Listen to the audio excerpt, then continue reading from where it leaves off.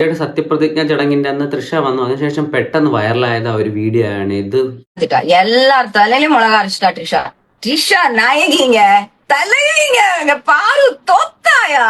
யாரு பாரு நீ மூவ சாடி பாரு. நீ என்ன மேனிபுலேட் பண்ற ட்ரிஷா?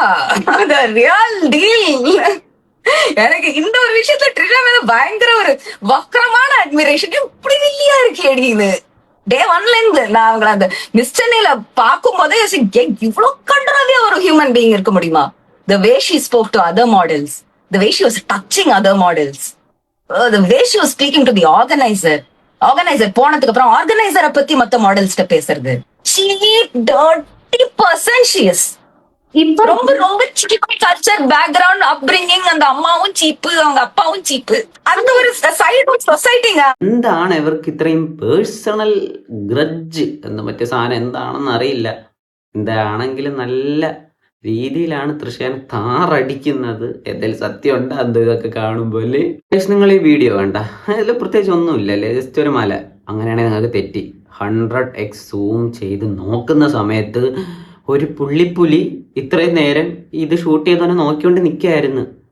ദാറ്റ് മീൻസ് നിങ്ങൾ ആരും സേഫ് അല്ല എവിടെ പോയാലും. ഈ മൃഗങ്ങൾക്ക് ഇത്രയും കാഴ്ചശക്തിയാണ്. നമ്മളല്ല അവരെ നിരീക്ഷിക്കുന്നത്, അവരാണ് നമ്മൾ നിരീക്ഷിക്കുന്നത്.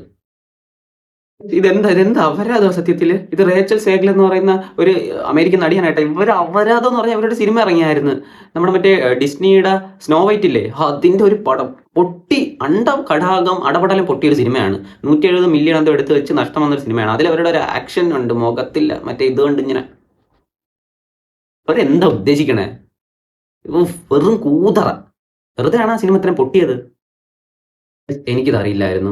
നിങ്ങൾക്കറിയാമായിരുന്ന സംഭവം വേറൊന്നും അല്ല. നമ്മുടെ കമ്മ്യൂണിസ്റ്റ് സോവിയറ്റ് വിപ്ലവ നായകനായിട്ടുള്ള ലെനിൻ്റെ ബോഡി റഷ്യയിൽ ഇപ്പോഴും പ്രിസർവ് ചെയ്ത് വെക്കുന്നുണ്ട്. അതേ ഗൈസ്, ഓരോ വർഷവും ഏകദേശം $2 ലക്ഷം ചിലവാക്കി 18 മാസം കൂടുമ്പോൾ കെമിക്കൽ ബാത്ത് ചെയ്ത് അവിടുത്തെ ഒരു മ്യൂസിയത്തിൽ ഇന്നും അവർ ആ ബോഡി പ്രിസർവ് ചെയ്ത് വെച്ചിട്ടുണ്ട്.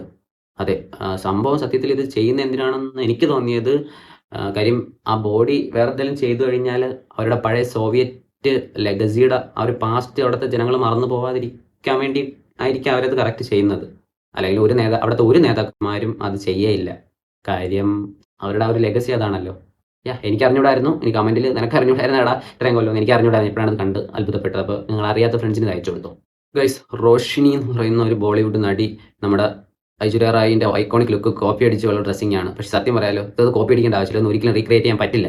കാര്യം ഒരു കാശിനും കൊള്ളത്തില്ല. കാര്യം ഐശ്വര്യ റായ് അന്ന് ഐക്കോണിക് ആക്കി വെച്ചത് ഞാനാണ്. ഇനി ഇതാര് ചെയ്താലും ഇതിൻ്റെ 7 അയലത്തെത്താൻ പോണില്ല. ഈ വലിയ ക്രൗഡൊക്കെ കണ്ടപ്പോൾ ഞാൻ വിചാരിച്ചത് വലിയ നടനാണ് പറയുന്നത്, ഇത്രയും ബോഡി ഗാർഡ്സ് ഒക്കെ. പക്ഷെ ഗൈസ്, അത് നമ്മുടെ വിവേക് ഒബ്രോയാണ്. എന്തിനും ഇത്ര ആളെ ചുറ്റും? ലൈക്ക് ആരും അദ്ദേഹത്തിൻ്റെ അതിൻ്റെ ഇടയിൽ കൂടെ ഫോട്ടോ എടുക്കാൻ പോലും വരുന്നില്ല. ചുമ്മാ കണ്ട് ഇതൊക്കെയാണ് ഒറിജിനൽ PR സ്റ്റണ്ട്. ഇത് കണ്ടപ്പോൾ എനിക്ക് ചിരിയാണ് വന്നത്. സത്യത്തിൽ ആ പ്രായമായിട്ടുള്ള മനുഷ്യനെ അറിഞ്ഞുകൂടല്ലോ ഇയാൾക്ക് ചുറ്റും വലിയ ക്രൗഡൊന്നും വരാൻ പോണില്ല എന്ന്. അല്ലേ, ഷാഹിദ് കപൂർ അല്ലേ എന്തേലും ക്രൗഡ്. പക്ഷെ എങ്കിലും ആളുടെ ആ മനസ്സ് എനിക്ക് ഇഷ്ടപ്പെട്ട്. എനിക്കോ നിൽക്കാതെ കയറി പൊക്കോന്ന് പറയണത് വീഡിയോ കണ്ടപ്പോൾ എനിക്ക് ഭയങ്കര സങ്കടം തോന്നി. കാര്യം അപ്പം മമിതയുടെ കോൺഫിഡൻസ് എല്ലാവരുടെ കളിയാക്കി കളഞ്ഞു. കാര്യം ഇപ്പം വിജയുടെ കാര്യം ചോദിച്ചപ്പോൾ തന്നെ പുള്ളിക്കാരിയുടെ മുഖം കണ്ട പുള്ളിക്കാരി ഭയങ്കര സങ്കടത്തോടെ എന്ന് പറഞ്ഞ ഒട്ടും താല്പര്യമില്ലാത്ത രീതിയിലാണ് പറയുന്നത്. മമിത വിജയ് സാർ വിളിച്ചിരുന്നു.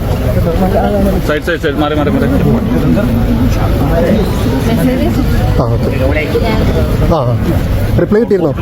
റിപ്ലൈ ഒരു പാട്ട് പാടിയതിന് ആ പുള്ളിക്കാരിനെ എനിക്ക് എല്ലാവരും കൂടെ ഏറി കയറ്റി പുള്ളിക്കാരി കോൺഫിഡൻസ് മൊത്തം അങ്ങ് പോയി. ഈ വീഡിയോ ഒക്കെ കണ്ട ആരെങ്കിലും പറയോ മമ്മൂട്ടിക്ക് 74 വയസ്സായെന്ന്? എനിക്ക് തോന്നുന്നില്ല. ആൾക്കാരൊക്കെ നമ്മളെ കളിയാകും 74 വയസ്സാണെന്നൊക്കെ പറഞ്ഞു കഴിഞ്ഞാൽ.